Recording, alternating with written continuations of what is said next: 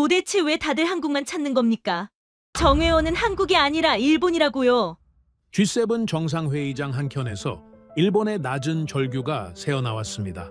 언제나처럼 초청받은 한국의 실무진들은 종횡무진 회의장을 누비고 있었습니다. 세션이 끝나는 순간 이미 다음 판을 깔고 있었죠. 그런데 한쪽 구석에서 어색한 미소를 지으며 주위만 두리번거리는 인물이 있었습니다. 바로 일본의 총리였죠. 나한테는 왜 아무도 말을 안 걸어주나 기다리는 어린아이처럼 말이죠. 그런데 그 무대는 소외된 이를 다독여주는 곳이 아니었죠. 어리광을 받아주는 곳은 더더욱 아니었습니다. 저마다 인자한 미소 뒤에 칼날을 숨기고 외교력의 정점들이 맞붙는 곳이었죠. 1분 1초를 쪼개가면서 치열하게 싸우는 전쟁터였습니다. 일본이 항상 발 아래라 믿어온 나라가 그 전쟁의 한복판을 조용히 장악하고 있었습니다. 그런데 말입니다. 더 충격적인 일이 기다리고 있었습니다. G7 완장을 차고 수십 년을 아시아의 대표라 자처하던 일본에게 우방이라 믿어온 나라들마저 하나둘 등을 돌리기 시작했습니다. 믿었던 나라들의 배신, 그리고 그 빈자리를 채우고 있는 단 한 나라. 대체 무슨 일이 벌어진 걸까요? 그 전에 잠깐 1초 만에 누를 수 있는 좋아요 버튼을 꾹 눌러주시면 영상 제작에 아주 큰 힘이 됩니다. 그럼 바로 시작하겠습니다. 긴급 보고가 들어온 건 공식 세션이 끝나기 직전이었습니다. 수행보좌관 다나카가 제 귀에 바짝 붙어 속삭였죠. 소장님, 한국 측 수행단이 또 움직입니다. 또 그 한 글자가 걸렸습니다. 저는 서류를 덮고 회견장을 훑었습니다. 그리고 그 순간 저는 보았습니다. 한국 대통령이 조용히 자리에서 일어나고 있었습니다. 서두르지 않았어요. 주변을 한번 천천히 살피더니 브라질 대통령 쪽으로 걸어갔습니다. 브라질 대통령이 고개를 들었고 표정이 밝아졌습니다. 두 사람의 대화가 시작되었죠. G7 정회원도 아닌 나라의 대통령이 그 자리를 자기 무대처럼 활용하고 있었습니다. 저는 천천히 시선을 돌렸습니다. 일본 총리는 구석 의자에 혼자 앉아 억지 미소를 짓고 있었어요. 아무도 다가오지 않았습니다. 저는 가토켄입니다. 일본 내각관방 총리 직속 안보전략연구소장이죠. 그 순간 제 등줄기에 흐른 것이 무엇인지 지금부터 말씀드리겠습니다. 저는 30년을 일본의 안보 전략을 설계하는 자리에서 일해왔습니다.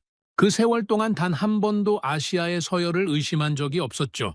일본이 G7의 유일한 아시아 대표였고 그것은 우리가 피땀으로 쌓아 올린 경제력과 외교력의 증거였습니다. 한국은 그 아래 있었어요. 일본이 구축한 정밀 공급망 아래에서 부품을 조립해 가던 나라. 저는 그렇게 믿어왔습니다. 적어도 그날 에비앙 회견장에서 그 장면을 보기 전까지는요. 여러분, 그런데 말입니다. 한국은 G7 회원국이 아닙니다. 그러나 세계에서 G7 정상회의에 가장 많이 초청받는 비회원국이 바로 한국이에요. 완장도 없고 명패도 없죠. 그런데 매번 불려옵니다. 이게 무엇을 의미하는지 저는 그날 에비앙에서 처음으로 뼛속 깊이 이해했습니다. 회원증 없이 안방을 차지하는 나라, 초대받은 손님이 아니라 그 자리의 실질적인 주인이 되어버린 나라. 대체 어떻게 이런 일이 가능한 걸까요? 한국 대통령이 브라질 대통령에게 걸어가던 그 장면을 저는 지금도 선명하게 기억합니다. 마치 오래전부터 그 자리에 익숙한 사람처럼 자연스러웠어요. 브라질 대통령이 몸을 돌리며 반색했고 두 사람의 대화가 깊어졌습니다. 주변 수행원들의 시선이 자연스럽게 그쪽으로 쏠렸죠. 브라질은 세계 10위권 경제 대국입니다. 전 세계 자원 외교의 핵심 키맨이에요. 그 브라질 대통령이 한국 대통령과의 대화에 몸을 기울이고 있었습니다. 잠시 후 웃음소리가 났습니다. 짧지만 진심이 담긴 웃음이었어요. 그때 제 옆에 서 있던 독일 외무성 실무 담당관 슈미트가 낮은 목소리로 말했습니다. 가토 소장, 저 한국팀 좀 보십시오. 저는 시선을 따라갔습니다. 한국 수행단 실무진들이 회견장 가장자리에서 이미 다른 나라 참모들과 접선하고 있었어요. 메모를 주고받고 명함을 건네고 고개를 끄덕이며 무언가를 협의하고 있었죠. 슈미트가 혀를 찼습니다. 세션 끝난 지 5분도 안 됐는데 저 사람들은 쉬는 시간이 따로 없는 겁니까? 저는 아무 말도 하지 못했습니다. 사실이었으니까요. 한국 실무진들은 공식 세션이 끝나는 순간 이미 다음 판을 깔고 있었습니다. 대통령이 브라질 대통령과 대화를 나누는 동안 참모들은 각국 실무진과 후속 의제를 조율하고 있었죠. 분업이 아니었습니다. 동시다발이었어요. 슈미트가 다시 말했습니다. 솔직히 말하면 우리 독일 팀도 저 속도를 따라가기가 쉽지 않습니다. 한국이 이렇게까지 촘촘하게 움직이는 줄은 몰랐어요. 저는 속으로 생각했습니다. 나도 몰랐소. 저는 그 순간 반사적으로 일본 총리를 찾았습니다. 총리는 회견장 구석 의자에 혼자 앉아 있었어요. 억지로 유지하는 미소가 역력했죠. 아무도 다가오지 않았습니다. 수행보좌관 다나카가 제 옆으로 바짝 다가왔습니다. 소장님, 총리께서 좀 힘드신 것 같습니다. 저는 짧게 답했습니다. 힘드신 게 아니요. 소외되고 계신 거요. 다나카가 입술을 깨물었습니다. 아시아 유일의 G7 정회원이 그 화려한 완장을 차고 그 자리에 있으면서 정작 대화의 중심에는 단 한 발짝도 들어가지 못하고 있었습니다. 저는 그 장면을 보며 처음으로 무너지는 느낌을 받았어요. 일본 안보 전략의 30년이 흔들리는 소리가 들리는 것 같았습니다. 그런데 더 충격적인 사실이 있었습니다. 그것은 단순히 그날 하루의 이야기가 아니었다는 거죠. 에비앙 정상회의 기간 내내 한국 대통령의 동선은 멈추지 않았습니다. 세션과 세션 사이에 짧은 공백마다 움직였어요. 캐나다 총리와 짧은 대화를 나누고 독일 총리가 먼저 다가왔고 프랑스 대통령과 악수를 나눴죠. 공식 일정이 아니었습니다. 의전 절차도 없었어요. 그냥 그 공간을 읽고 움직이는 것이었습니다. 이틀째 되던 날 저녁 회견장 복도에서 프랑스 외무성 선임참모 뒤봉을 만났습니다. 그가 먼저 말을 걸어왔어요. 가토 소장, 이번 회의에서 한국 측 의제 설정 방식 눈치채셨습니까? 저는 잠시 답을 고르며 물었습니다. 어떤 부분 말씀이십니까? 뒤봉이 목소리를 낮췄습니다. 공식 의제 바깥에서 양자 채널을 먼저 여는 방식입니다. 공동성명 문구가 확정되기도 전에 이미 실무 합의를 만들어 놓더군요. 우리 팀이 파악한 것만 이틀 사이에 12개 나라입니다. 정식 회원국들이 테이블 위에서 싸우는 동안 한국은 테이블 아래를 이미 장악하고 있었습니다. 저는 아무 말도 하지 않았습니다. 반박할 문장이 없었습니다. 그것은 외교가 아니었습니다. 포위였어요. 만찬장에서는 더 잔혹한 장면이 펼쳐졌습니다. 트럼프 대통령이 자리에서 일어섰습니다. 만찬이 시작된 지 얼마 되지 않은 시점이었죠. 프로토콜 담당관의 얼굴이 굳어졌습니다. 트럼프는 유럽 정상들을 완전히 지나쳐 한국 대통령의 바로 옆자리에 나란히 앉았어요. 연 회장이 순간 조용해졌습니다. 그리고 90분 동안 자리를 뜨지 않았죠. 남북관계, 미 해군 안보, 조선협력. 트럼프의 시선은 처음부터 끝까지 한국 대통령을 향해 있었습니다. 저는 그 자리에서 미국 측 보좌관 해리스와 눈이 마주쳤어요. 그가 어깨를 으쓱하며 낮게 말했습니다.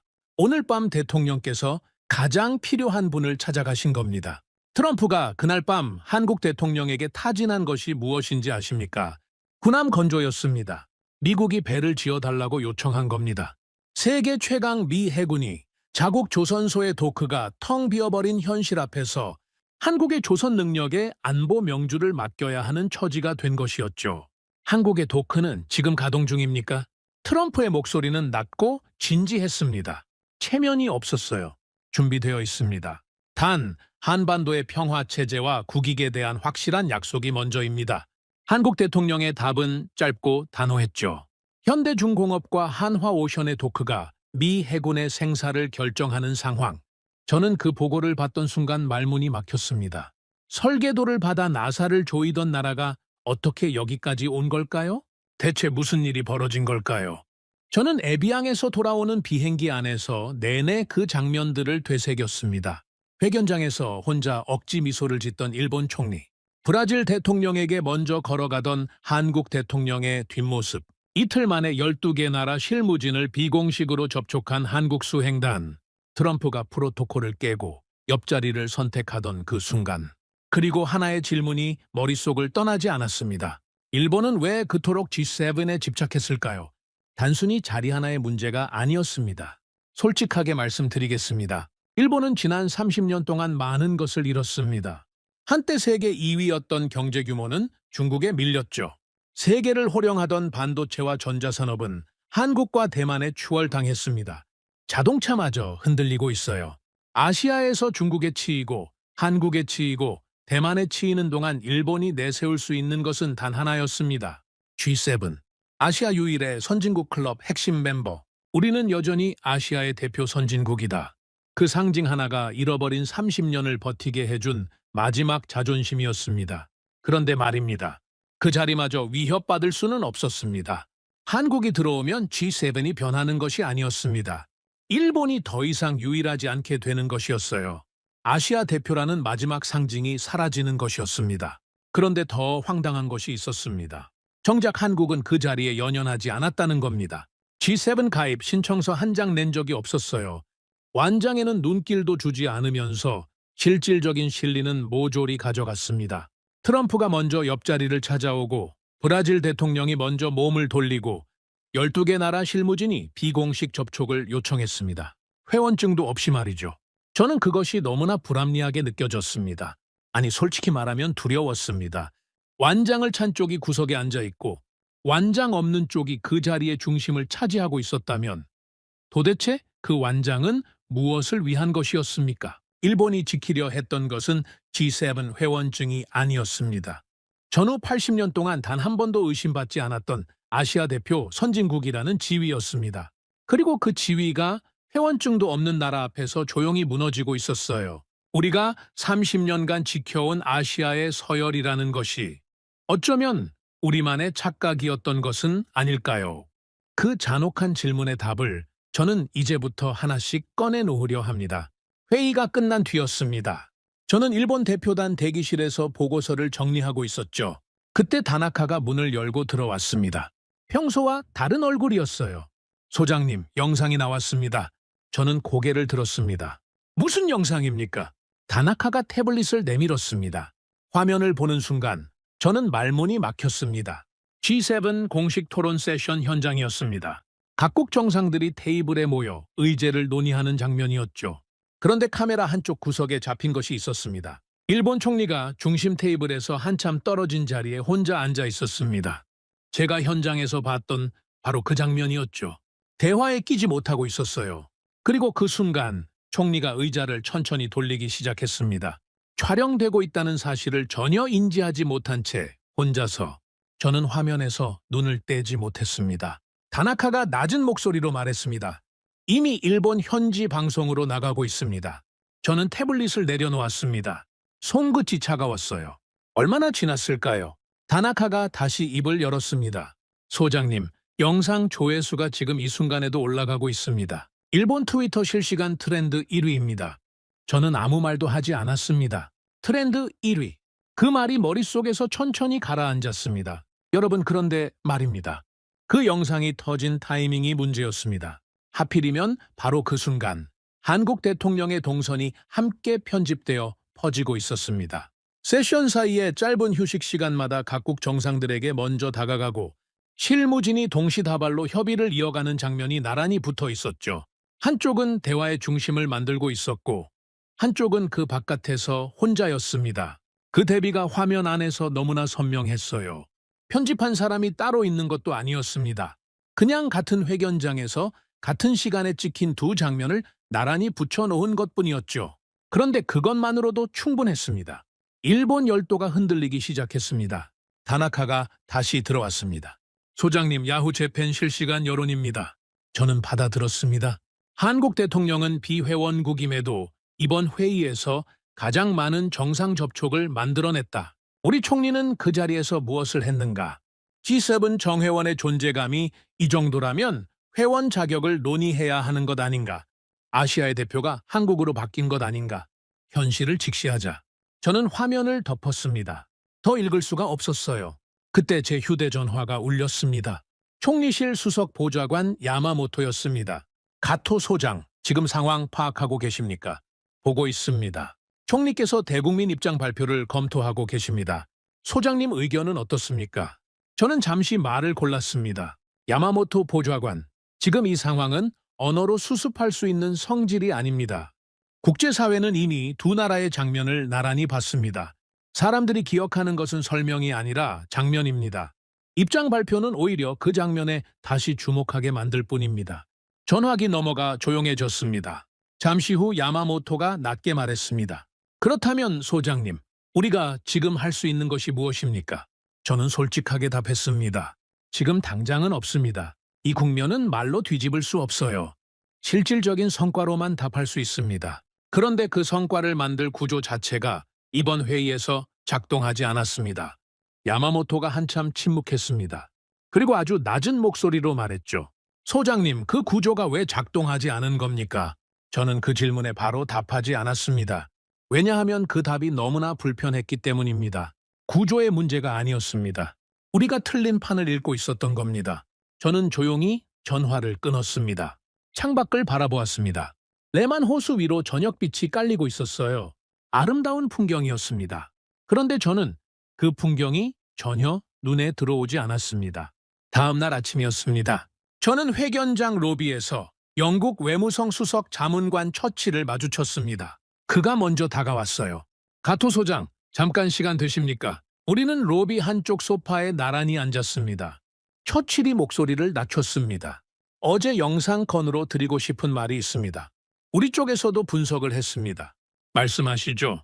영상 자체보다 그 영상이 촉발한 비교의 구도가 핵심입니다. 이번 회의에서 한국은 공식 의제 확정 이전에 이미 핵심 당사국들과 양자 실무 합의를 선점했습니다. 공동성명 문구가 테이블 위에서 조율되는 동안 한국은 그 성명이 자국에 유리하게 작동할 수 있도록 사전에 판을 짜둔 겁니다. 우리가 파악한 것만 이틀 사이에 12개 나라입니다. 저는 잠시 말을 아꼈습니다. 처칠이 계속했습니다. 반면 일본은 공식 석상에서의 발언권에 집중하는 경향이 있습니다. 그런데 지금 G7의 실질적인 의사결정은 공식 석상이 아니라 그 바깥에서 이루어집니다. 테이블 위의 발언이 아니라 테이블이 만들어지기 전에 의제를 설계하는 능력이 지금 시대의 외교력입니다. 한국은 그 방식을 완벽하게 체화하고 있습니다. 저는 그 말을 들으며 속으로 생각했습니다. 테이블이 만들어지기 전에 의제를 설계한다. 그것은 단순한 외교 기술이 아니었습니다. 국가 전략의 근본적인 차이였어요. 처칠이 잠시 뜸을 들이더니 말을 이었습니다. 가토 소장, 한 가지 더 드리고 싶은 말이 있습니다. 말씀하시죠. 이번 회의에서 한국 수행단이 영국 측 실무진에게 먼저 접촉해온 것이 3차례 있었습니다. 내용은 공개하기 어렵습니다만 한 가지는 말씀드릴 수 있어요. 그들은 우리가 공식 의제로 올리기도 전에 우리의 입장을 이미 파악하고 있었습니다. 어떻게 그것이 가능했는지는 저도 아직 파악 중입니다. 저는 그 말을 듣고 등줄기가 서늘해졌습니다. 공식 의제로 올리기도 전에 상대국의 입장을 파악하고 있었다는 것, 그것은 정보력의 문제가 아니었습니다. 얼마나 촘촘하게, 얼마나 오랫동안, 얼마나 깊숙이 네트워크를 구축해 왔는지의 문제였습니다. 처칠이 마지막으로 말했습니다. 가토 소장, 솔직히 말씀드리면 우리 외무성 내부에서도 이런 이야기가 나옵니다. 한국이 G7 가입에 관심이 없는 것이 오히려 한국에게 유리하게 작동하고 있다고요. 회원국이 되는 순간 분담금과 공동성명의 구속을 받습니다. 지금처럼 바깥에서 레버리지를 쥐는 것이 전략적으로 더 우월한 포지션일 수 있습니다. 저는 자리에서 일어서며 짧게 답했습니다. 좋은 분석입니다. 그리고 그것이 우리에게는 매우 불편한 진실이기도 합니다. 처칠이 고개를 끄덕였습니다. 우리는 악수를 나누고 헤어졌습니다. 로비를 걸어 나오며 저는 생각했습니다. 일본이 두려워했던 것은 한국의 G7 진입이었습니다. 그런데 현실은 그보다 훨씬 잔혹한 방향으로 전개되고 있었어요. 한국은 그 자리에 들어오지도 않은 채 이미 그 자리의 실질적인 주도권을 가져가고 있었습니다. 그리고 그것을 지금 영국 외무성도, 프랑스 외무성도, 전 세계 언론도 목격하고 있었습니다. 일본만 빼고 저는 대기실로 돌아왔습니다. 그런데 더 잔혹한 소식이 기다리고 있었습니다. 대만이었습니다. 일본의 가장 확실한 우방이라 믿었던 대만의 유력 방송이 그 영상을 메인으로 다루기 시작했습니다.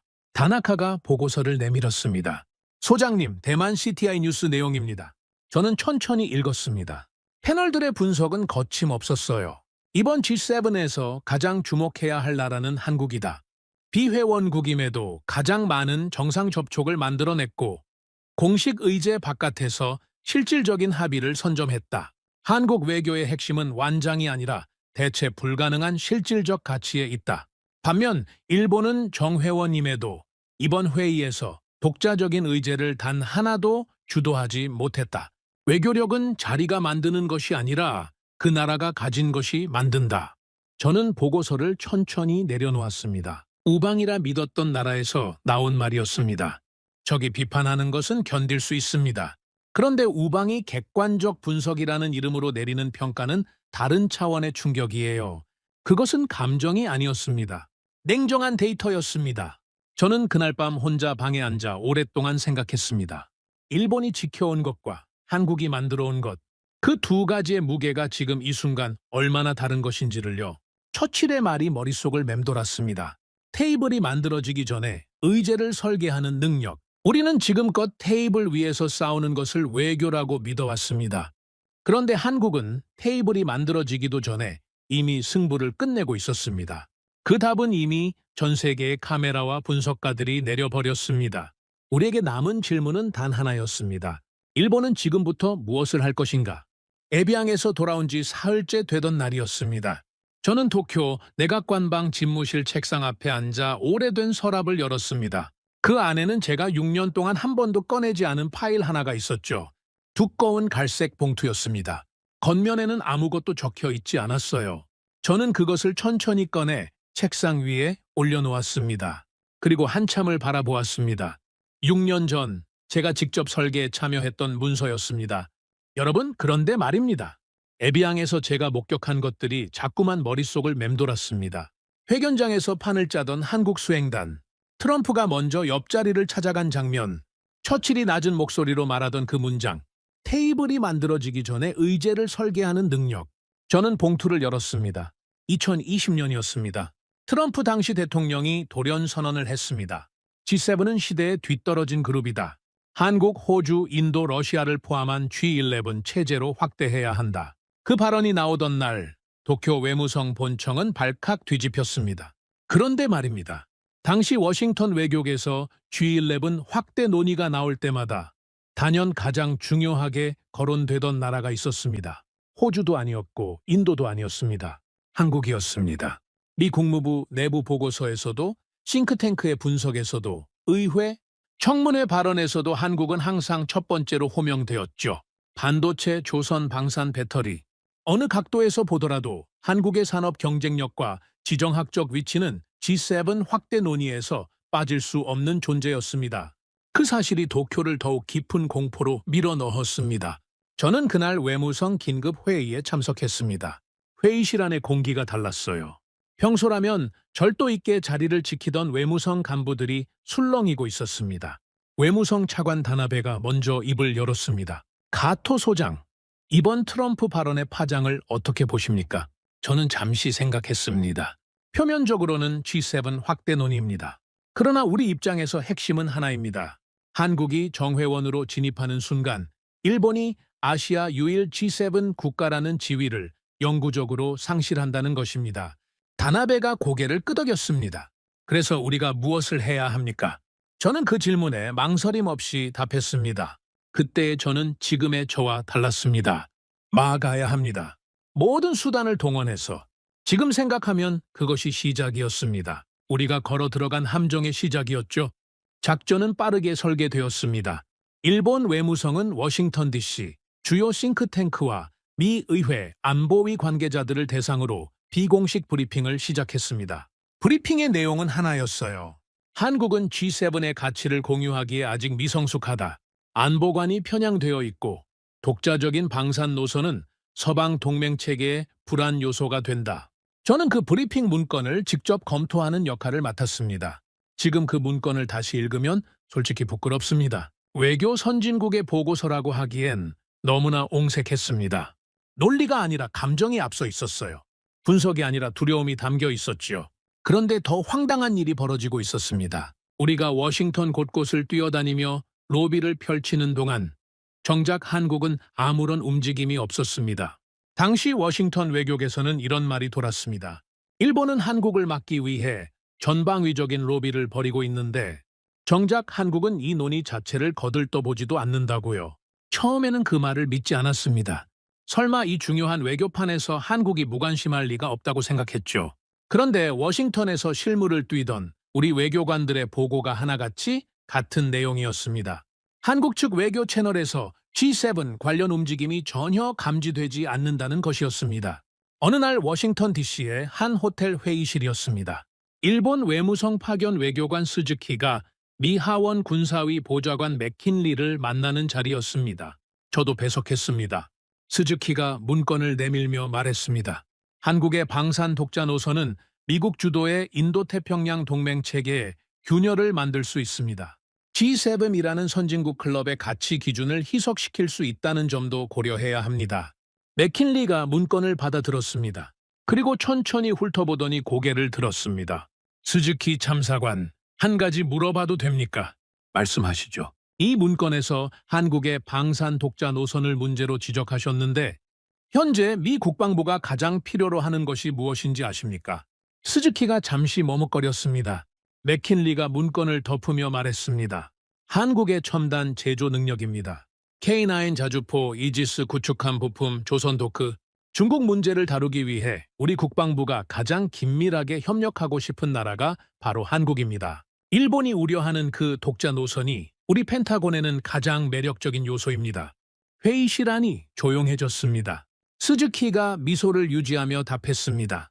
물론 그 부분은 저희도 이해합니다. 다만 동맹체계의 일관성 측면에서 검토가 필요하다는 취지입니다. 맥킨리가 짧게 고개를 끄덕였습니다. 그리고 더 이상 그 문건을 들여다보지 않았습니다.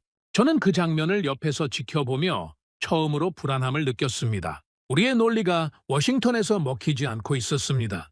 그런데 회의실을 나서는 길에 맥킨리 보좌관실 직원 하나가 제 옆으로 다가왔습니다. 낮은 목소리였습니다. 가토 소장님, 개인적으로 드리는 말씀입니다. 저는 걸음을 멈췄습니다. 한국 측에서 G7 관련해서 공식적으로 접촉해온 것이 있습니까? 저는 잠시 생각하다 답했습니다. 우리가 파악하기론 없습니다. 그 직원이 작게 웃었습니다. 그렇죠. 저희도 그렇게 파악하고 있습니다. 그런데 일본 측에서는 이렇게 공을 들여 로비를 하고 있으니 워싱턴 입장에서는 좀 이상하게 보일 수 있습니다. 정작 당사자는 신경도 안 쓰는 일을 옆 나라가 필사적으로 막으려 하는 상황이니까요. 저는 그 말에 아무런 답도 하지 못했습니다. 복도를 걸어 나오며 뒤통수가 화끈거렸습니다. 그리고 며칠 후 국내로 돌아온 우리에게 보고 하나가 올라왔습니다. 다나카가 보고서를 내밀었습니다. 소장님, 한국 외교부 확인 결과입니다.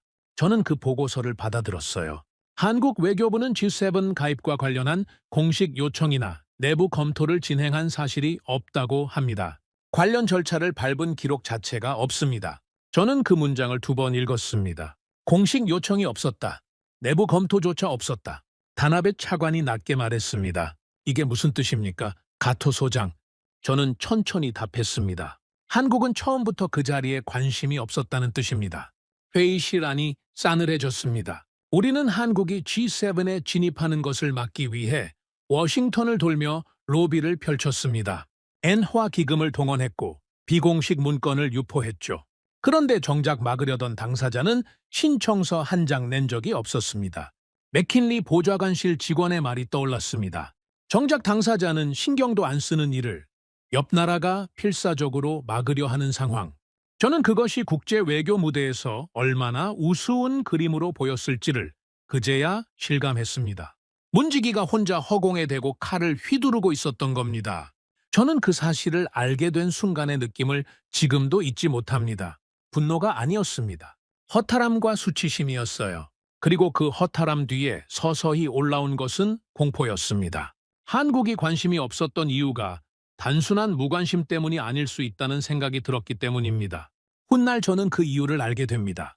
한국은 G7 정회원이 되는 순간 날아올 청구서를 이미 계산하고 있었습니다. 우크라이나 재건 분담금, 기후기금, 공동성명의 외교적 구속, 그것을 떠안는 대신 지금처럼 바깥에서 레버리지를 쥐는 것이 훨씬 실리적이라는 계산을 이미 맞춰둔 것이었죠. 우리가 필사적으로 성문을 걸어 잠그는 동안 한국은 그 성문 바깥에서 성벽 자체를 쓸모없게 만들고 있었습니다. 저는 갈색 봉투를 다시 덮었습니다. 그리고 서랍에 넣었습니다. 그 문건은 일본 외교의 치부였습니다. 동시에 한국이라는 나라를 얼마나 얕게 읽었는지를 보여주는 잔혹한 기록이었죠. 한국이 묵묵히 K9 자주포를 폴란드에 수출하고 세계 최고의 조선 도크를 확장하는 동안 일본은 낡은 완장을 닦는데 수조 엔을 낭비하고 있었습니다. 그리고 지금 에비앙에서 그 결과가 고스란히 드러났습니다. 성문을 걸어 잠근 쪽이 그 안에 갇혀 있었고 성문 밖에서 내버려진 쪽이 세계의 중심에 서 있었습니다. 저는 집무실 창밖을 바라보았습니다. 도쿄의 밤이 깔리고 있었어요. 그리고 생각했습니다. 우리가 막으려 했던 것은 한국의 G7 진입이었습니다. 그런데 우리가 실제로 막은 것은 한국이 아니라 우리 자신의 미래였던 것은 아닐까요? 그 질문이 밤새 저를 놓아주지 않았습니다. 에비앙 정상회의를 분석하면서 저는 한 가지 이상한 점을 발견했습니다. 세계가 한국을 원하고 있었어요. 그런데 한국은 원하지 않았습니다. 트럼프가 먼저 옆자리를 찾아갔지만 한국은 군함 협력의 대가로 한반도 평화 체제를 요구했어요. G7이 한국을 끌어들이려 했지만 한국은 가입 신청서 한 장 낸 적이 없었습니다. 세계가 먼저 문을 열었는데 한국은 그 문 앞에서 조용히 계산기를 두드리고 있었죠. 저는 그 패턴이 낯설지 않다는 것을 깨달았습니다. 어디선가 본 적이 있었어요. 그때 다나카가 집무실에 들어왔습니다. 소장님, 에비앙 보고서 최종본 검토 완료됐습니다. 저는 파일을 받아들다가 잠시 멈췄어요. 다나카 잠깐 앉아보시오. 다나카가 의아한 표정으로 자리에 앉았습니다. 세계가 한국을 원하는데 한국이 원하지 않는 이 상황. 이상하지 않습니까? 솔직히 말씀드리면 처음엔 이해가 안 됐습니다. 저는 고개를 끄덕였어요. 저도 처음엔 그랬습니다. 그런데 이게 사실 처음 있는 일이 아니에요. 2021년에도 똑같은 일이 있었습니다. 다나카가 고개를 들었어요. 2021년의 말씀입니까? 그렇습니다. 제네바에서 벌어진 일이었어요. 들어보겠습니까? 이 이야기를 하기 전에 먼저 한 가지를 짚어야 합니다. 한국은 2021년에 선진국이 된 것이 아니에요. 이미 오래전부터 선진국이었습니다. 1996년 OECD에 가입했고 2009년에는 원조를 받는 나라에서 원조를 주는 나라로 전환했어요. 반도체 세계 1위, 조선 세계 1위, 방산 수출 급성장. 어느 지표를 봐도 선진국이었죠. 그런데 웅크타드, UN 무역개발회의, 공식 문서에는 여전히 개발도상국으로 분류되어 있었어요. 한국이 그 지위를 고집하고 있었기 때문이었습니다. 이유가 있었죠. WTO 협상에서 개도국 지위를 유지하면 관세 협상에서 유리한 위치를 점할 수 있었어요. 자국 농업을 지킬 수 있었습니다. 반도체를 수출하고 군함을 짓는 나라가 농업 보호를 위해 개도국 완장을 고집하고 있었던 겁니다. 그런데 여기서 재미있는 것이 있습니다. 국제무역 세계에서 개도국 지위는 단순히 가난하다는 딱지가 아니에요. 관세를 높게 유지할 권리, 정부 보조금 규제 완화, 농업 보호 조항까지 실질적인 경제적 이익이 수반되는 전략적 카드였죠. 경제학자들은 이것을 전략적 지위 관리라고 부릅니다. 그리고 한국은 그 전략을 25년 동안 매우 계산적으로 써온 나라였어요. 다나카가 실소를 터뜨렸습니다. 그런 이유가 있었군요. 그렇다면 한국만 그런 전략을 쓴 겁니까? 아닙니다. 세계 2위 경제대국으로 올라선 중국도 최근까지 WTO에서 개도국 지위를 유지하며 각종 혜택을 챙겨왔습니다. 미국이 강하게 문제 제기를 하게 된 원인 중 하나였죠. 사실 중국은 선진국이라고 보기에는 무리가 있습니다. 그런데 한국은 누가 봐도 선진국이었어요. 그러면서도 한국은 중국보다 훨씬 더 정교하게 이 카드를 운용했어요. 1996년 OECD 선진국 클럽에 가입했으면서도 2009년 원조를 주는 나라들의 모임에 합류했으면서도 WTO에서는 여전히 개도국이라고 버텼으니까요. 다나카가 고개를 갸웃거렸어요. 그런데 국제사회가 그것을 계속 용납했습니까? 저는 잠시 생각하다 답했습니다. 용납했죠. 그런데 한계가 있었어요. OECD 선진국 클럽에 가입했고 원조를 주는 나라가 됐고 반도체와 조선으로 세계 시장을 휩쓰는 나라가 WTO에서 저희 아직 개도국이니까 농산물 시장은 지켜주세요라고 말하는 상황. 국제사회가 이걸 더 이상 좌시하지 않겠다고 결심한 것은 어쩌면 시간 문제였습니다. 다나카가 낮게 말했어요. 그래서 2021년에 결국 터진 겁니까? 그렇습니다. 2021년 7월 제네바에서 웅크타드 무역개발이사회가 열렸어요. 그리고 대한민국을 개발도상국 그룹에서 선진국 그룹으로 재분류한다는 안건이 상정됐습니다. 저는 당시 제네바 주재 외교관 나카무라와 나눈 통화 내용을 다나카에게 전했어요. 나카무라는 표결장 분위기가 심상치 않다고 했습니다. 유럽 대표들이 먼저 문제를 제기했어요. 한국을 개도국으로 분류하는 것 자체가 국제기구의 신뢰도를 해친다는 주장이었습니다. 유럽 측 수석 대표가 한국 대표단에게 직접 말했다고 했죠. 한국의 반도체 수출액과 조선업 점유율, 방산 수출 증가율을 보십시오. 이 지표들을 가진 나라를 개도국으로 분류하는 것은 웅크타드 스스로 자신의 기준을 포기하는 겁니다. 우리는 한국을 위해 이 안건을 상정한 것이 아닙니다. 국제기구의 신뢰도를 위해 상정한 거예요. 다나카가 낮게 말했어요. 한국을 위해서가 아니라 국제기구 신뢰도를 위해서라는 말이군요. 그렇습니다. 한국을 개도국으로 놔두면 웅크타드 자체가 웃음거리가 된다는 뜻이었죠. 그런데 한국은 계속 버텼어요. 며칠 후 나카무라에게 추가 보고가 들어왔는데 이번엔 미국까지 가세했다고 했습니다. 한국이 계속 개도국 지위를 고수하겠다면 WTO 협상 테이블에서 공식 문제 제기를 하겠다는 압박이 들어왔다는 거예요. 다나카가 고개를 끄덕였습니다. 유럽이 밀어붙이고 미국이 압박하고 국제기구가 규정을 들이미는 상황이었군요. 그렇습니다. 그런데 그 압박들 앞에서 한국은 조용히 계산을 마쳤어요. 더 이상 버텨봤자 잃는 것이 더 많다는 결론이 났겠죠. 한국 대표단은 강한 반대에서 침묵으로 전환했습니다. 포기가 아니었어요. 계산이 완료됐다는 신호였죠. 다나카가 물었어요. 결과가 어떻게 됐습니까? 만장일치 통과였습니다. 반대표가 단 하나도 없었어요. 웅크타드가 설립된 1964년 이후 개도국에서 선진국 그룹으로 이동한 나라는 단 한 곳도 없었습니다. 57년 역사상 최초의 사례였죠. 타나카가 잠시 말을 잃었습니다. 저는 계속했어요. 그런데 더 충격적인 것은 한국의 반응이었습니다. 짧은 수락 성명만 냈어요. 화려한 자축도 없었고 대대적인 홍보도 없었습니다. 그냥 받아들였어요. 마치 이미 알고 있었다는 듯이요. 다나카가 낮게 말했습니다. 이미 알고 있었다는 듯이. 그렇습니다.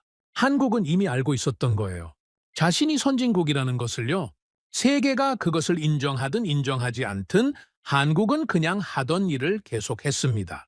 그리고 세계가 뒤늦게 공식 문서에 그 현실을 올렸을 때 한국은 담담하게 받아들인 겁니다. 세계가 한국을 밀어서 선진국으로 만들어버린 거예요. 다나카가 한참을 생각하다가 말했어요. 소장님, 그러면 지금 에비앙에서 벌어지는 일도 같은 구조 아닙니까? 저는 그 말을 듣고 고개를 끄덕였습니다. 바로 그겁니다. G7이 한국을 원하고 있어요. 트럼프가 먼저 찾아오고 각국 정상들이 줄을 서고 세계가 한국을 끌어들이려 하죠. 그런데 한국은 여전히 원하지 않아요. 2021년 웅크타드에서 버텼던 것처럼 그냥 하던 일을 계속하고 있습니다. 다나카가 낮게 말했어요. 그렇다면 우리가 한국을 막으려 벌인 로비는 처음부터 의미가 없었던 겁니까? 저는 잠시 생각하다 답했습니다. 의미가 없었던 것이 아니라 방향이 틀렸던 겁니다. 우리는 한국이 올라오지 못하도록 막는데 에너지를 썼어요. 그런데 한국이 올라오지 못하도록 막을 방법은 처음부터 없었습니다. 한국이 만들어내는 것들을 세계가 필요로 하는 한 막을 수 없었어요. 우리가 해야 했던 것은 막는 것이 아니라 우리 자신이 더 강해지는 것이었죠. 다나카가 말없이 고개를 끄덕였습니다. 저는 창밖을 바라봤어요. 웅크타드 의장이 표결 직후 했던 말이 떠올랐습니다. 한국을 개도국으로 분류하는 것은 더 이상 국제법적으로 정당화하기 어렵다.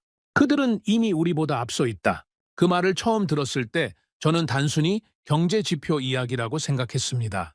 그런데 에비앙을 겪고 나서 다시 떠올리니 다르게 들렸어요. 그들은 이미 우리보다 앞서 있다. 경제만이 아니었습니다. 전략에서도 외교에서도 계산하는 방식에서도 앞서 있었어요. 원하지 않아도 세계가 먼저 찾아오는 나라. 그것이 한국이었습니다. 그리고 일본은 지금껏 그 반대 방향으로 달려왔어요. 세계가 인정해주기를 기다리는 대신 스스로 인정해달라고 달려갔습니다. 웅크타드 표결에서 한국이 버티는 동안 일본은 G7 완장을 지키기 위해 뛰어다녔어요. 그 차이가 무엇을 만들어냈는지는 지금 에비앙이 보여주고 있었습니다. 진짜 강대국은 자리를 요구하지 않아요. 자리가 그 나라를 찾아오죠. 저는 그 단순한 진실을 이해하는데 30년이 걸렸습니다. 보고서 한 장이 제 책상 위에 올라왔습니다. 워싱턴 주재 히라노가 보내온 문서였어요. 제목은 단 한 줄이었죠. 일본의 G7 유지 비용 추산 보고서. 저는 파일을 천천히 펼쳤습니다. 그런데 읽기 시작하자마자 손이 멈췄어요. 저는 그동안 G7을 일본의 자산으로만 생각해 왔습니다. 아시아 유일의 선진국 클럽 정회원. 그것이 일본의 위상이고 힘이라고 믿어왔죠. 그런데 이 보고서는 전혀 다른 질문을 던지고 있었어요. G7 자리를 유지하는데 일본이 얼마를 쓰고 있는가? 저는 항목들을 하나씩 읽어 내려갔습니다. 우크라이나 재건 지원 분담금, 기후위기 대응 기금 납입, 대러시아 제재 동참으로 인한 에너지 비용 상승분, G7 공동성명 이행을 위한 각종 국제기구 기여금 확대. 저는 항목마다 붙어있는 숫자들을 더해갔어요. 그리고 최종 합산액을 보는 순간 잠시 숨이 막혔죠. 다나카가 들어왔습니다. 소장님, 안색이 좋지 않으십니다. 다나카, 이 보고서 봤습니까? 다나카가 파일을 받아들고 훑어봤어요. 보고 있습니다. 이 숫자들이 무엇을 의미하는지 아십니까? 다나카가 잠시 생각하다 답했습니다. G7 회원국으로서 일본이 부담하는 비용들이군요. 저는 고개를 끄덕였어요. 그렇습니다. 그런데 단순한 분담금 이야기가 아니에요. 우크라이나 전쟁이 터진 뒤 일본은 G7 공동성명에 따라 대러시아 제재에 동참했습니다. 그 결과 러시아산 에너지 공급에 차질이 생겼죠. 대체 에너지를 구하는데 막대한 비용이 들었습니다. 중국을 겨냥한 G7 반도체 수출 통제 공조에도 참여했어요. 그 결과 중국 시장에서 일본 기업들의 입지가 좁아졌죠. G7 공동성명에 도장을 찍을 때마다 일본의 선택지가 하나씩 줄어들고 있었습니다. 다나카가 조용히 말했어요. 완장이 족쇄가 된 거군요. 저는 그 표현이 정확하다고 생각했어요. 그렇습니다. 완장이 족쇄가 된 거죠. 그런데 더 잔혹한 것이 있어요. 저는 보고서 두 번째 파트를 펼쳤습니다. 같은 기간 한국의 투자 내역이었어요. 히라노가 대조 분석 자료로 함께 첨부한 것이었죠. 용인 반도체 메가 클러스터 착공. 세계 최대 규모의 반도체 생산 단지였습니다. 거제도 조선소 LNG선 생산 라인 확장, 방산 수출 인프라 확충, 차세대 잠수함 기술 개발 투자. 저는 두 보고서를 나란히 놓고 바라봤어요. 일본이 G7 완장을 유지하는 데 쏟아붓는 돈, 한국이 그 돈을 아껴 투자하는 것들. 그 대비가 너무나 선명했죠. 다나카가 낮게 말했어요. 소장님, 한국은 G7에 들어오지 않은 덕분에 이것들을 할 수 있었던 겁니까? 저는 잠시 생각하다 답했어요. 단순히 돈 문제만이 아닙니다. G7 공동성명에 서명하는 순간 중국에 대한 입장이 확정되고 러시아에 대한 입장이 확정되죠. 외교적 선택지가 사라지는 겁니다. 한국은 그 선택지를 살려두고 있어요. 미국에도 필요한 나라, 중국에도 필요한 나라로 남아있으면서 양쪽에서 동시에 레버리지를 쥐고 있죠. 일본은 G7 완장을 차는 순간 그 레버리지를 스스로 내려놓은 겁니다. 다나카가 파일을 덮으며 말했어요. 그렇다면 일본은 돈을 내면서 선택지까지 잃은 겁니까? 저는 그 말을 듣고 한동안 아무 말도 하지 않았습니다. 그렇습니다. 일본은 돈을 내면서 선택지까지 잃었어요. 그리고 그동안 한국은 돈을 아끼면서 선택지를 늘리고 있었죠. 그런데 말입니다. 저는 그 대비보다 더 깊이 저를 흔든 것이 있었습니다. 한국이 그 돈으로 구체적으로 무엇을 만들었는지를 들여다봤을 때였어요. 용인 반도체 메가 클러스터. 총 투자 규모만 300조 원이 넘습니다. 단일 산업 단지로는 세계 최대 규모예요. 그런데 그 클러스터에서 생산될 반도체가 어디로 가는지 아십니까? 미국 애플, 엔비디아, 인텔이 줄을 서고 있죠. 유럽의 자동차 기업들이 장기 공급 계약을 요청하고 있습니다. 일본 기업들도 그 반도체를 필요로 하고 있어요. 저는 그 사실 앞에서 한참을 멍하니 앉아 있었습니다. 일본이 G7 완장을 유지하는 데 쓴 돈이 돌아 한국의 반도체 클러스터를 필요로 하는 구조를 만들고 있었어요. 완장 값을 내면서 결국 그 완장 없는 나라의 제품을 사야 하는 처지가 된 거죠. 저는 그 대목에서 처음으로 회의감이 들었습니다. 회의감이라는 말이 맞는지 모르겠어요. 한탄에 가까웠습니다. 한국이 반도체 클러스터를 짓는 동안 일본은 무엇을 하고 있었습니까? G7 회의 준비를 하고 있었습니다. 한국이 LNG선 생산 라인을 확장하는 동안 일본은 무엇을 하고 있었습니까? G7 공동성명 문구를 조율하고 있었죠. 한국이 차세대 잠수함 기술을 개발하는 동안 일본은 무엇을 하고 있었습니까? G7 분담금 청구서를 받아들고 있었어요. 저는 그 그림이 머릿속에서 너무나 선명하게 그려져서 오히려 말문이 막혔습니다. 30년 동안 안보 전략을 분석해 온 사람으로서 이 단순한 대비를 왜 지금에야 이렇게 선명하게 보게 됐는지가 더 부끄러웠어요. 저는 히라노에게 전화를 걸었습니다. 히라노, 이 보고서 수치들이 정확합니까? 확인된 수치들입니다, 소장님. 그런데 말씀드리고 싶은 것이 있어요.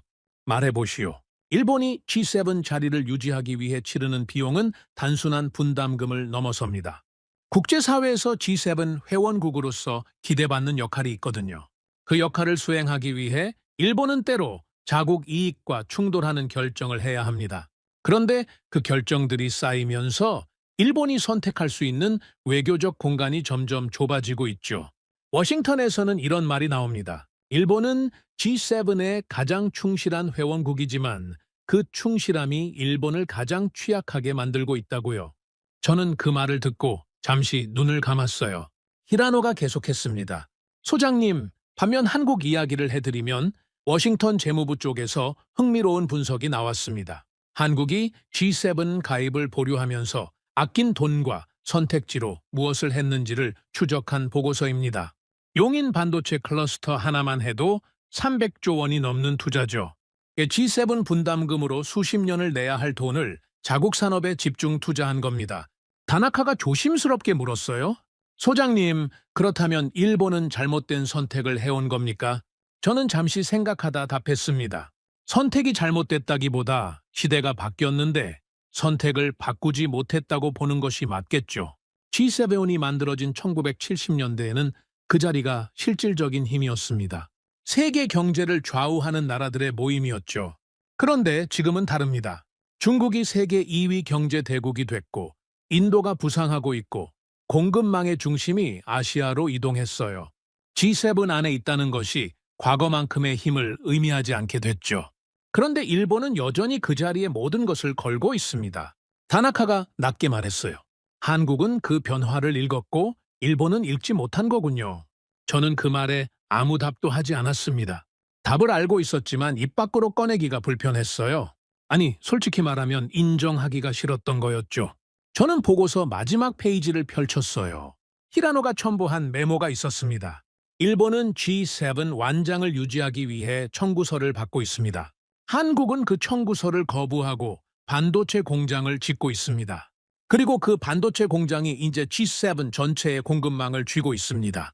저는 그 메모를 읽고 파일을 덮었어요. 체면을 유지하는데 목숨을 거는 나라와 실력을 쌓는데 목숨을 거는 나라. 그 두 나라가 지금 같은 시대를 살고 있었죠. 그리고 어느 쪽이 옳은 선택이었는지를 에비앙이 보여줬습니다. 조선소가 보여줬어요. 반도체 클러스터가 보여줬죠. 저는 한 가지 생각이 머릿속을 떠나지 않았습니다. 일본이 G7 완장을 지키기 위해 쏟아부은 그 에너지를 다른 곳에 썼다면 어떻게 됐을까? 한국처럼 멈추지 않고 계속 기술을 쌓았다면, 한국처럼 청구서를 거부하고 공장을 지었다면 그 질문의 답이 너무나 선명해서 오히려 더 괴로웠어요. 그리고 그 괴로움이 차에 가시기도 전에 더 잔혹한 현실이 날아오고 있었습니다. 중국이 움직이기 시작했어요. 또 다른 보고서가 들어온 건 이른 아침이었습니다. 저는 집무실에서 커피를 막 들었을 때였어요. 다나카가 문을 열고 들어왔습니다. 그런데 평소와 달리 노크를 하지 않았어요. 저는 그 순간 직감했죠. 보통 일이 아니구나. 다나카가 파일을 내밀었습니다. 소장님, 긴급 보고입니다. 저는 파일을 받아들었어요. 첫 줄을 읽는 순간 커피잔을 내려놓았죠. 시네츠 화학, 도쿄 일렉트론, 7월 1일부로 생산 전면 중단. 저는 그 문장을 2번 읽었습니다. 그리고 다나카를 바라봤어요. 이게 사실입니까? 확인된 내용입니다, 소장님. 저는 잠시 말을 잃었습니다. 시네츠 화학은 배터리 소재 분야에서 세계 시장을 쥐락펴락하는 기업이에요. 도쿄 일렉트론은 반도체 제조 장비 분야에서 전 세계 점유율 20%에 육박하는 거인이었죠. 그 두 회사가 동시에 생산을 멈춘다는 겁니다. 이유는 단 하나였어요. 중국이 히토류 공급을 끊었습니다. 여러분, 그런데 말입니다. 제가 이런 말씀을 드렸었죠? G7 완장을 차는 순간 외교적 선택지가 하나씩 줄어든다고요. 일본은 G7 공동성명에 따라 대중국 강경 노선에 묶였습니다. 그 대가가 지금 날아온 겁니다. 중국은 말이 아니라 공급망으로 답했어요. 히토류 봉쇄였습니다. 다카이치 총리의 군국주의 노선에 분노한 중국이 무기를 꺼내든 거죠. 중국인민일보는 이미 수개월 전부터 경고 서한을 보내온 바 있었습니다. 평화의 마지노선을 흔드는 다카이치 정권은 응분의 대가를 치를 것이다. 그 경고가 빈말이 아니었어요. 저는 파일을 덮고 다나카에게 물었습니다. 일본 정부 대응은 어떻습니까? 긴급 대책회의가 소집됐습니다. 결론이 뭡니까? 대체 공급처를 찾는 것입니다. 저는 고개를 끄덕였어요. 당연한 수순이었죠. 그런데 그 대체 공급처 찾기가 생각만큼 쉽지 않았습니다. 며칠 후 히라노에게서 보고가 들어왔어요.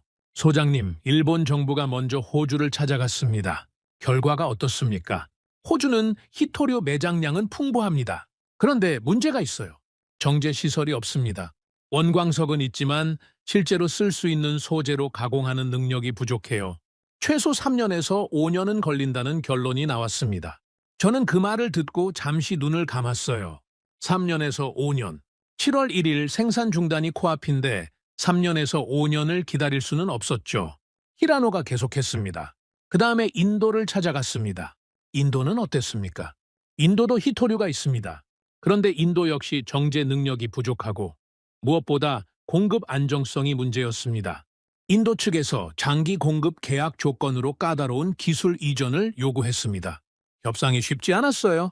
저는 그 보고를 들으며 생각했습니다. 호주는 정제 시설이 없고 인도는 조건이 까다롭다.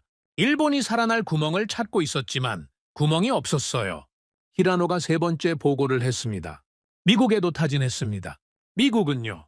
미국도 히토류 공급망 재건을 추진 중이지만 아직 초기 단계입니다. 자국 수요를 충당하기도 빠듯한 상황이에요. 일본에 공급할 여력이 없다는 결론이 나왔습니다. 저는 탁자를 손가락으로 천천히 두드렸어요. 호주, 인도, 미국 모두 실패했습니다. 그런데 더 잔혹한 소식이 기다리고 있었어요. 다나카가 두 번째 파일을 내밀었습니다. 소장님, 일본은행 긴급 보고입니다. 저는 받아들었어요. 엔화 환율이었습니다. 1달러당 160엔. 심리적 저지선이 뚫렸죠. 160엔이라는 숫자가 왜 중요하냐고요? 그것은 단순한 숫자가 아니었습니다. 일본 금융시장이 수십 년간 사수해온 마지노선이었어요. 그 선이 뚫리는 순간 시장 심리가 무너지고 자본이 빠져나가고 물가가 오르고 기업 수익이 급락하는 연쇄 반응이 시작됩니다. 그리고 그 연쇄 반응이 지금 시작되고 있었죠. 저는 다나카에게 물었어요. 일본은행은 지금 뭘 하고 있습니까? 시장 개입에 들어갔습니다. 지난 한 달간 투입한 금액이 750억 달러입니다. 저는 그 숫자를 듣고 잠시 눈을 감았어요. 750억 달러, 약 100조 원이었죠. 100조 원을 쏟아부었습니다. 그런데 환율은 계속 올라가고 있었어요. 다나카가 조용히 말했습니다. 소장님, 시장이 일본은행의 개입 자체를 믿지 않고 있습니다. 저는 그 말을 듣고 등줄기가 서늘해졌어요. 중앙은행이 100조 원을 쏟아부어도 시장이 움직이지 않는다는 것. 그것은 통화 정책의 실패가 아니었습니다. 국가 신뢰도의 붕괴였죠. 그때 워싱턴에서 히라노가 다시 긴급 연락을 해왔어요. 소장님, 지금 펜타곤이 발칵 뒤집혔습니다. 무슨 일입니까? 시네츠 화학과 도쿄 일렉트론의 가동 중단 소식이 전해지자마자 미 합참에서 긴급 회의가 소집됐습니다. 미군 반도체 공급 라인 일부가 일본 부품에 의존하고 있거든요. 회의에서 즉각 대체 공급처를 찾으라는 지시가 떨어졌습니다. 찾았습니까? 히라노가 낮은 목소리로 말했어요. 현재 일본의 공급망을 즉각 대체할 수 있는 기술력과 생산, 인프라를 동시에 갖춘 국가는 지구상에 단 한 곳뿐이라는 결론이 나왔습니다. 대한민국입니다. 저는 수화기를 쥔 손에 힘이 빠지는 것을 느꼈어요. 대한민국, 일본이 멈춰선 자리에 한국이 있었습니다. 히라노가 말을 이었어요. 소장님, 한 가지 더 있습니다. 독일과 영국 총리가 이미 베이징으로 날아갔습니다. 중국과의 경제 협력 채널을 유지하기 위해서죠. 실용을 택한 겁니다. 그런데 다카이치 총리는 여전히 양자택일을 외치고 있습니다. 국제사회에서 일본만 혼자 다른 방향을 보고 있는 거예요. 저는 전화를 끊었습니다. 그리고 한참을 창밖을 바라봤어요. 독일과 영국은 실용을 택했습니다. 중국과 싸우는 대신 협력 채널을 유지했죠. 그런데 일본은 G7 완장 때문에 그 선택지가 없었어요. 공동성명에 도장을 찍은 순간부터 이미 예정된 결말이었습니다. 다나카가 조심스럽게 물었어요. 소장님, 한국은 어떻습니까? 한국도 히토류를 중국에 의존하고 있지 않습니까? 저는 잠시 생각하다 답했습니다. 그게 핵심이죠. 한국도 히토류를 중국에서 수입합니다. 그런데 한국은 지난 몇 년간 수입처를 철저하게 다변화해 왔어요. 호주, 캐나다, 아프리카 광산과의 장기 계약을 체결하며 중국 의존도를 단계적으로 낮춰왔습니다. 반면 일본은 G7 완장을 차고 중국과 대립하면서도 공급망 다변화에는 소홀했죠. 싸울 준비는 했지만 버틸 준비는 안 한 겁니다. 다나카가 말없이 고개를 끄덕였어요. 저는 계속했습니다. 완장을 차고 싸우려면 먼저 뒤를 지켜야 했죠. 그런데 우리는 앞에서 싸우는 데만 정신이 팔려 뒤가 열려 있다는 것을 몰랐어요. 한국은 싸우지 않으면서 뒤를 먼저 닫았습니다. 그 차이가 지금 이 순간 모든 것을 결정하고 있죠. 그날 저녁 추가 보고가 들어왔어요. 일본 자동차 업계였습니다. 배터리 소재 공급이 끊기면서 전기차 생산 라인이 순차적으로 멈추고 있었죠. 전자업계도 마찬가지였어요. 반도체 장비 공급이 차질을 빚으면서 국내 폐앱 일부가 가동률을 낮추고 있었습니다. 연쇄 도미노가 시작된 겁니다. 저는 보고서를 덮었어요. 호주는 정제 시설이 없었고, 인도는 조건이 까다로웠고, 미국은 여력이 없었습니다. 일본이 찾아다닌 모든 문이 닫혀 있었어요. 그리고 결국 하나의 문만 열려 있었습니다. 한국이었습니다. 엔화가 폭락하는 소리는 과거 명품이라 불리던 일본 경제가 박물관의 유물로 전락하는 장송곡이었어요. 부품을 공급할 수 없는 제조 대국은 더 이상 대국이 아닙니다. 7월 1일은 일본 경제의 거대한 단절점이 될 것이었죠. 그리고 그 단절점 너머에서 세계는 이미 다른 나라를 바라보고 있었습니다. 일본이 멈춰선 그 자리에 한국이 서 있었어요. 그 사실이 그날 밤 저를 가장 깊이 흔들었습니다. 두 나라의 보고서를 나란히 펼쳐놓았습니다. 한쪽은 일본, 한쪽은 한국. 같은 시간, 같은 무대, 같은 에비앙 만찬장에서 벌어진 일이었죠. 그런데 두 보고서가 담고 있는 세계는 전혀 달랐어요. 일본 보고서 첫 줄이었습니다. 트럼프 대통령, 다카이치 총리에게 4천억 달러 투자 이행 공개 촉구. 저는 그 문장을 읽으며 속으로 생각했어요. 공개 촉구. 외교 무대에서 공개 촉구란 사실상 망신 주기에 가깝죠. 일본은 미국에 4천억 달러 투자를 약속했습니다. 그런데 이행이 지지부진했어요. 트럼프는 그것을 참지 않았죠. 에비앙 만찬장에서 다카이치 총리를 향해 차갑게 물었습니다. 약속한 4천억 달러 투자는 어떻게 되었소? 다카이치 총리는 과장된 미소로 얼버무렸어요. 구체적인 답이 없었습니다. 트럼프의 표정이 굳었죠. 그 장면을 옆에서 지켜보던 저는 속이 쓰렸어요. 미국의 돈을 인질 잡힌 나라의 민낯이었습니다. 그런데 한국 보고서는 달랐어요. 완전히 달랐죠. 한국 대통령은 트럼프를 만나는 자리에서 먼저 꺼낸 화제가 있었습니다. 남북 관계였어요. 미국이 원하는 것을 주는 자리가 아니었죠. 한국이 필요한 것을 먼저 의제로 올린 겁니다. 북한 문제 해결을 위해 미국의 확실한 역할이 필요합니다. 그 말을 트럼프에게 먼저 꺼냈어요. 그리고 트럼프가 고개를 끄덕였습니다. 저는 그 대목을 읽으며 잠시 멈췄어요. 일본은 미국의 요구에 얼버무렸고 한국은 미국에게 먼저 요구했습니다. 그 차이가 너무나 선명했죠. 저는 그 차이가 어디서 오는지를 추적하기 시작했어요. 그리고 한 가지 결론에 도달했습니다. 한국은 미국이 돈으로도 살 수 없는 것을 갖고 있었어요. 군함을 짓는 도크, 반도체 공급망의 핵심 고리, 그리고 지금 막 전 세계 방산 시장에서 그 실력을 증명하고 있는 기술력이었죠. 그것들은 단기간에 만들어지는 것이 아닙니다. 수십 년간 멈추지 않고 쌓아온 것들이에요. 일본이 G7 완장을 닦는 동안 한국은 그것들을 쌓았습니다. 여러분, 그런데 말입니다. 에비앙에서 벌어진 일 중 저를 가장 깊이 흔든 장면이 따로 있었습니다. 한국 대통령의 에비앙 일정표를 들여다봤을 때였어요. 공식 세션 사이 짧은 공백마다 양자 회담이 빼곡히 채워져 있었습니다.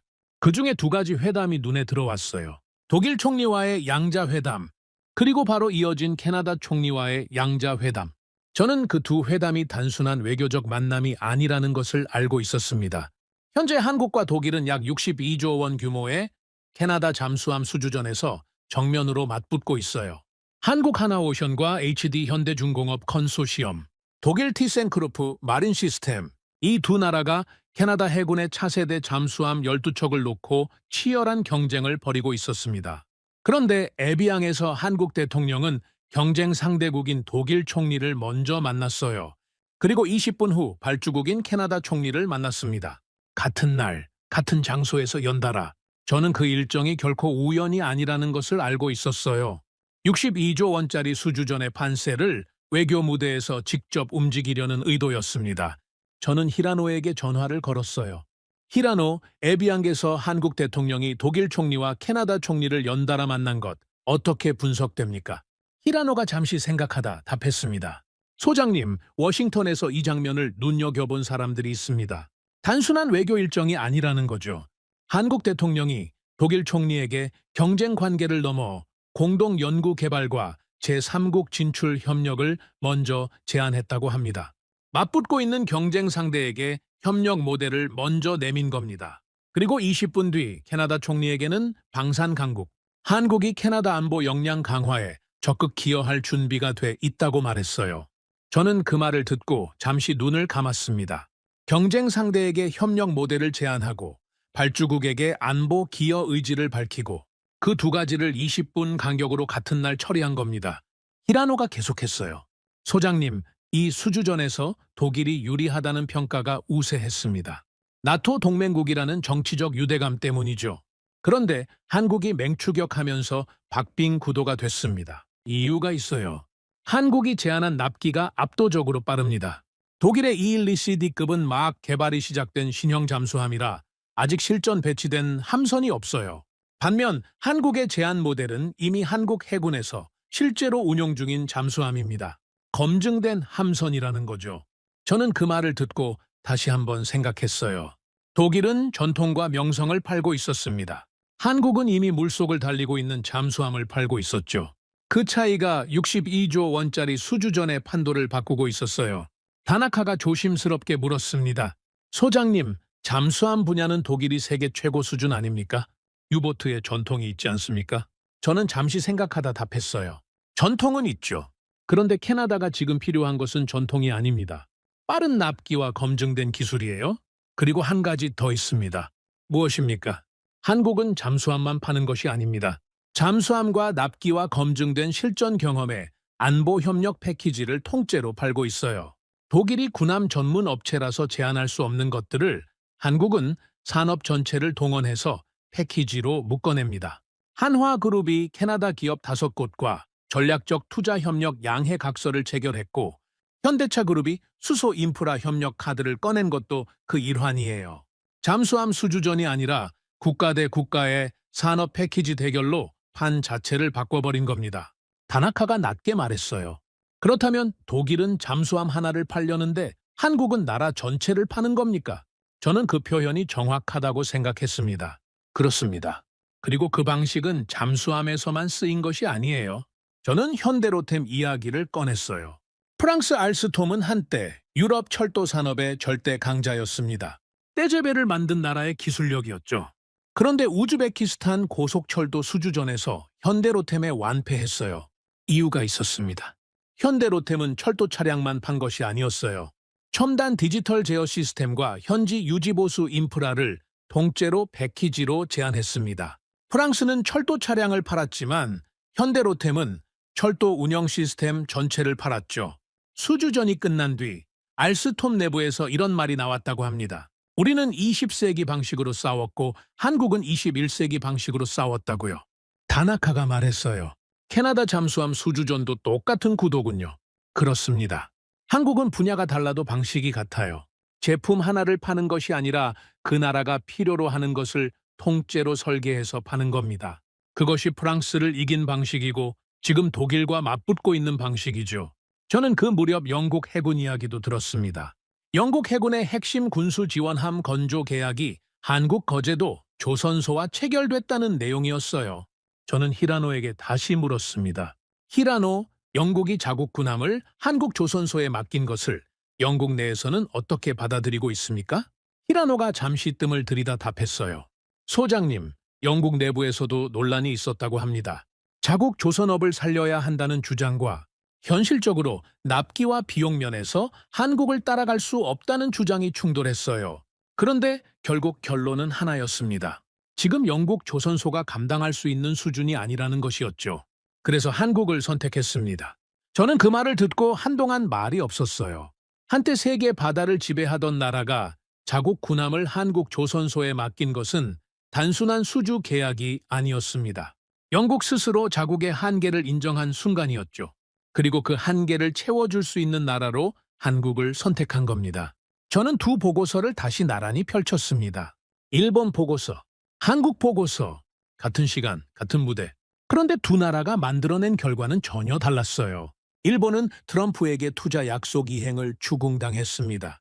한국은 트럼프에게 먼저 요구했고, 독일 총리에게 협력을 제안했고, 캐나다 총리에게 안보 기여를 약속했어요.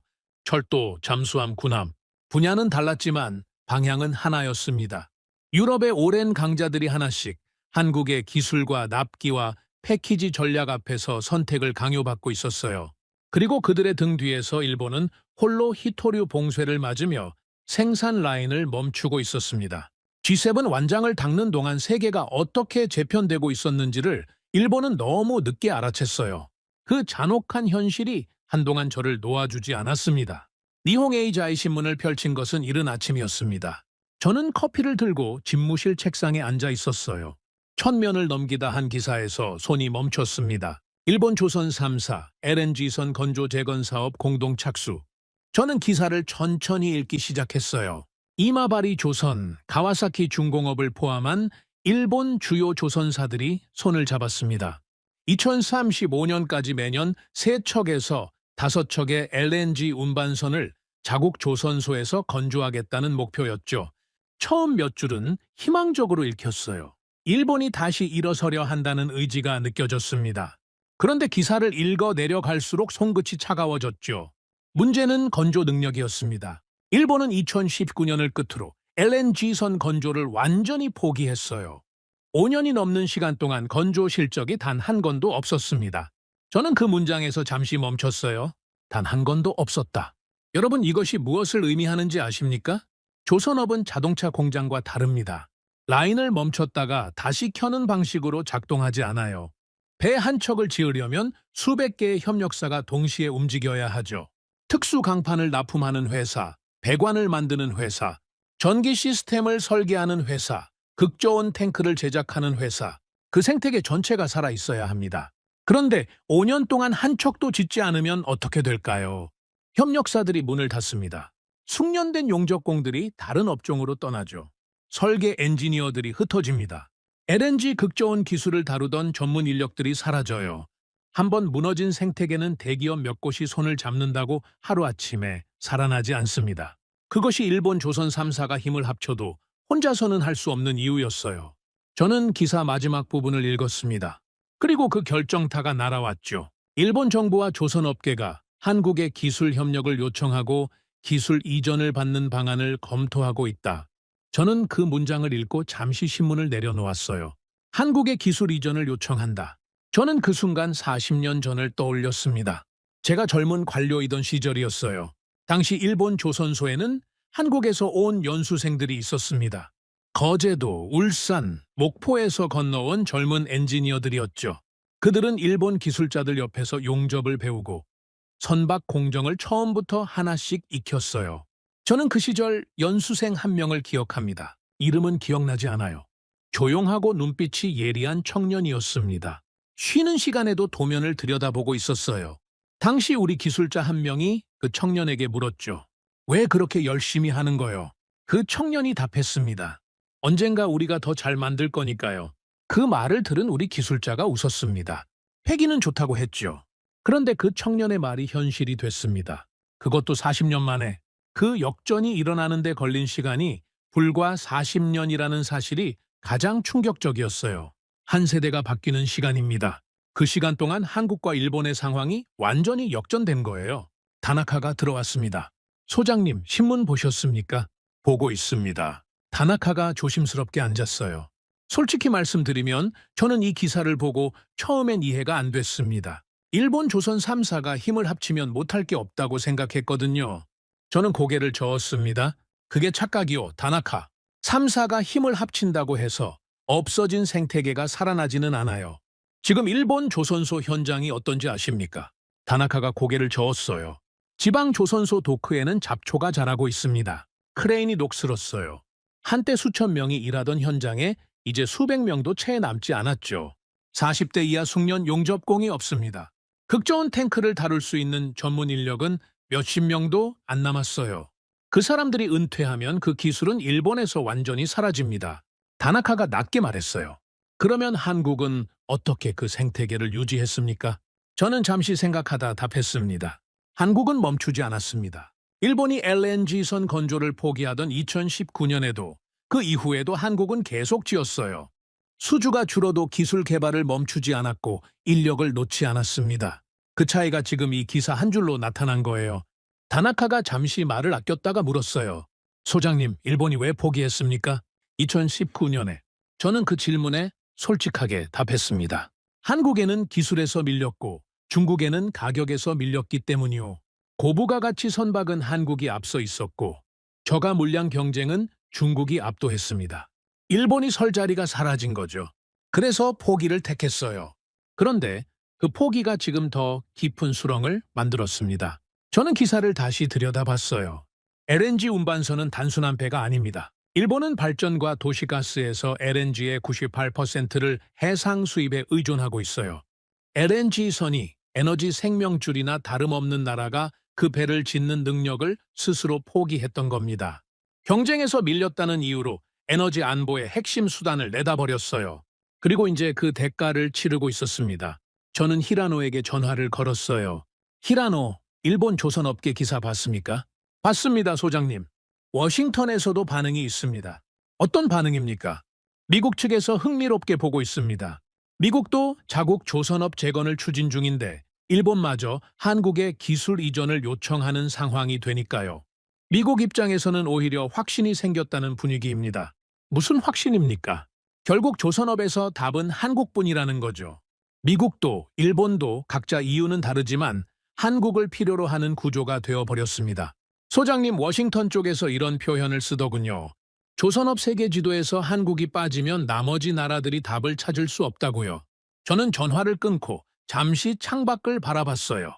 조선업 세계 지도에서 한국이 빠지면 나머지 나라들이 답을 찾을 수 없다. 그 말이 오래 머릿속에 맴돌았습니다. 다나카가 다시 말했어요. 소장님, 한 가지 여쭈어봐도 됩니까? 말해보시오. 일본이 한국의 기술 이전을 요청한다고 해도 한국이 응할 이유가 있습니까? 한국 입장에서는 경쟁자를 키워주는 셈 아닙니까? 저는 잠시 생각했어요. 그게 핵심입니다.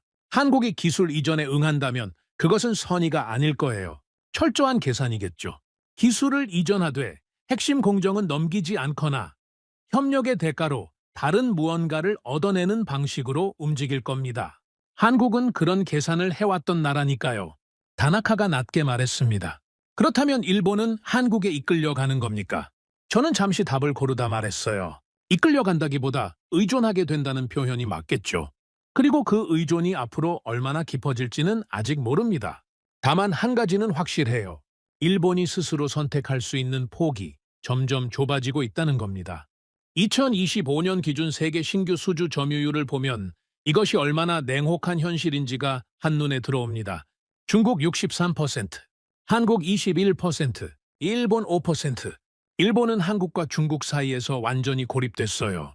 고부가 가치 선박은 한국이 압도하고 저가 물량은 중국이 싹쓸이하고 있습니다. 일본이 설 자리가 없어진 거죠. 그리고 그 5%라는 숫자가 에비앙 회견장 구석 의자와 겹쳐 보였어요.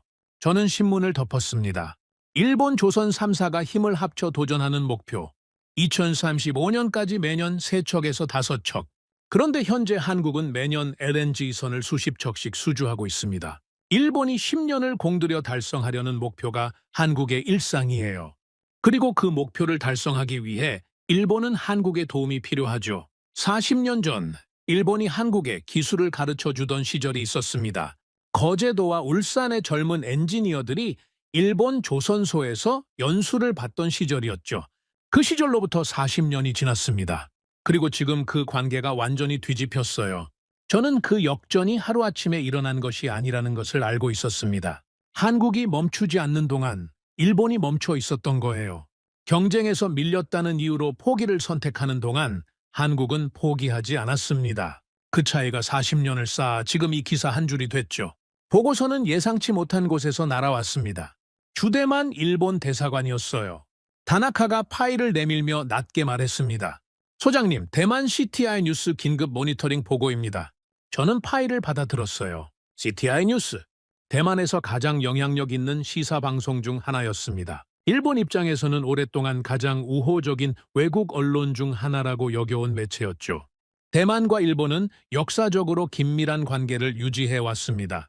반중 정서를 공유하고 민주주의 가치를 함께 내세우고 서로를 아시아의 우방이라 불러왔어요.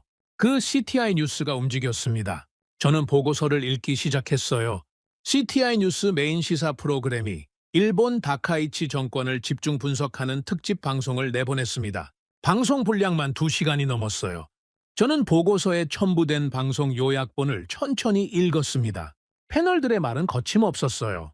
G7 회견장에서 혼자 의자를 돌리며 소외된 총리의 모습이 전 세계에 중계됐습니다. 그것이 오늘날 일본 외교의 현주소입니다. 저는 그 문장에서 잠시 멈췄어요. 그것이 오늘날 일본 외교의 현주소입니다. 그것은 제가 에비앙에서 직접 목격한 장면이었습니다. 그런데 그 장면을 일본의 우방이라 믿었던 대만이 전 세계를 향해 공개적으로 선언하고 있었어요. 저는 계속 읽었습니다. 일본 GDP 4조 달러, 중국 GDP 18조 달러, 그리고 한국의 수출 성장률과 방산 수주 증가율. 지금 동아시아의 실질적인 역학을 보십시오. 중국은 이미 일본의 4배가 넘는 경제 규모를 갖췄습니다. 그리고 한국은 반도체, 조선, 방산, 배터리 분야에서 일본을 완벽하게 추월했습니다. 일본이 아시아 대표 선진국이라는 지위는 이제 데이터가 뒷받침하지 않습니다. 저는 파일을 덮었습니다. 그리고 한참을 그 자리에 앉아 있었어요. 다나카가 조심스럽게 말했습니다. 소장님, 주대만 일본 대사관에서 긴급 전문이 왔습니다. 이 방송을 일본 내에서 확산되지 않도록 통제하는 방안을 검토해야 한다는 내용입니다. 저는 잠시 생각하다 답했어요. 이미 늦었습니다. 예?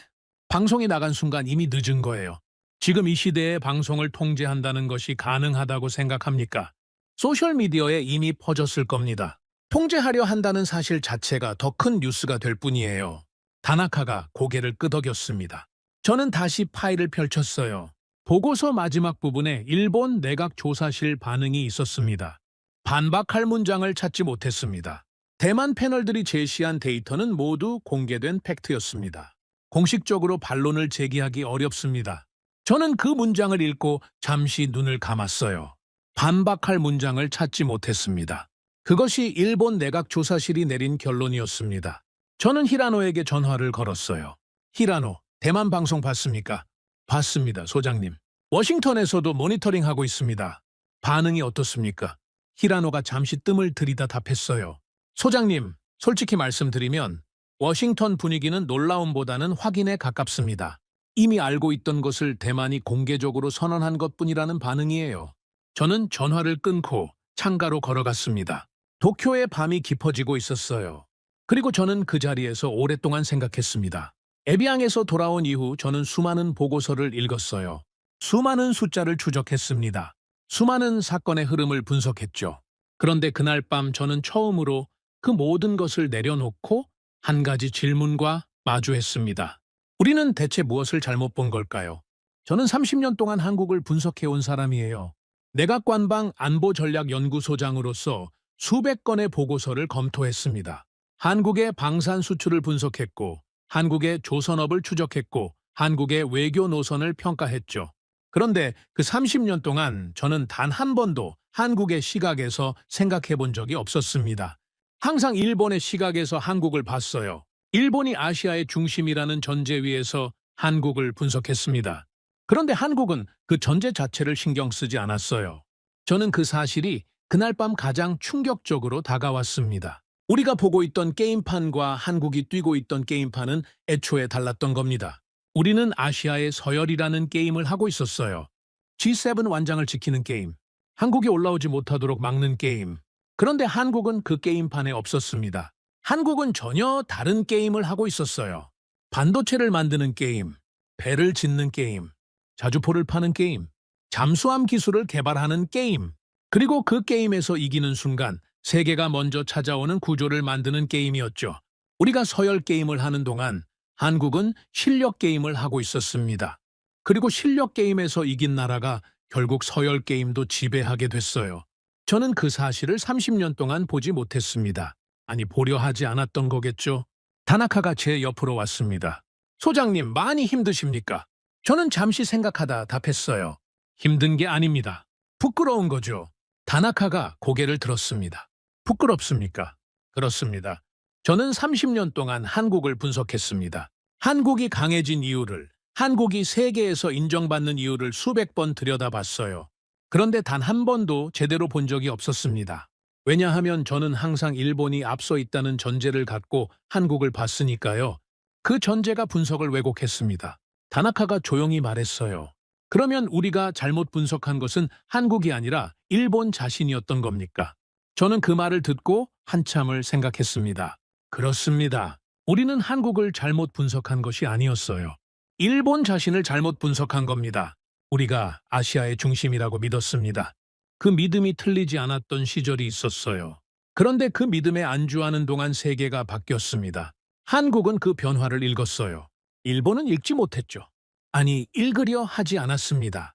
저는 창밖을 바라봤어요. 도쿄의 밤이 깊어지고 있었습니다. 그 밤은 아름다웠어요. 그런데 그 아름다움이 낯설게 느껴졌습니다. 우리가 30년간 지켜온 것들이 우리를 지켜주지 않았다는 것을, 우리가 버려야 했던 것을 끝까지 붙들고 있었다는 것을, 그리고 우리가 막으려 했던 나라는 처음부터 우리를 신경 쓰지 않았다는 것을, 그 세 가지 사실이 그날 밤 저를 가장 깊이 흔들었어요. 여러분, 그런데 말입니다. 저는 마지막으로 한 가지를 더 말씀드려야 합니다. 그날 밤 가장 충격적이었던 것은 대만 방송의 비판이 아니었습니다. 일본 내각 조사실이 반박할 문장을 찾지 못했다는 사실도 아니었어요. 가장 충격적이었던 것은 따로 있었습니다. 저는 에비앙에서 돌아오는 비행기 안에서 한국 외교 실무진과 마주쳤다고 했습니다. 그때 제가 물었죠. 왜 이렇게까지 당당할 수 있는 겁니까? 그 외교관이 담담하게 답했어요. 우리에겐 그들에게 없는 것이 있으니까요. 저는 그때 그 말을 들으며 미국을 생각했습니다. 미국이 상실한 조선 능력을 한국이 갖고 있다는 뜻이라고 해석했어요. 그런데 그날 밤 저는 그 말이 다르게 들렸습니다. 그들이 상실한 것, 그것은 미국만의 이야기가 아니었어요. 일본도 상실했습니다. LNG선을 짓는 능력을 상실했어요.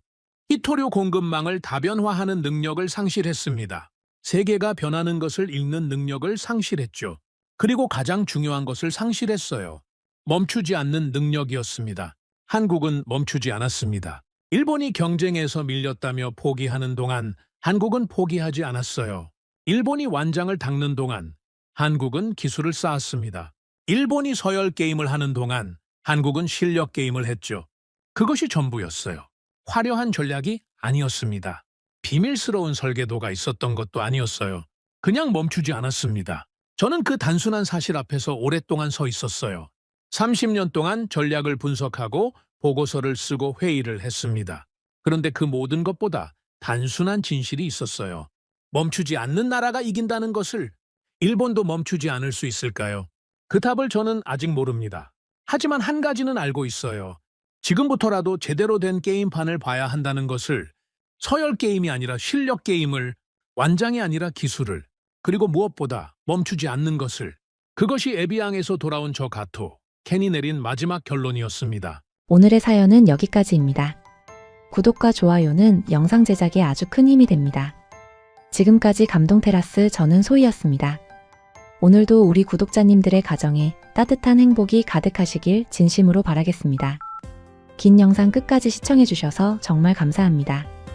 내일 더 좋은 이야기로 찾아뵙겠습니다. 감사합니다.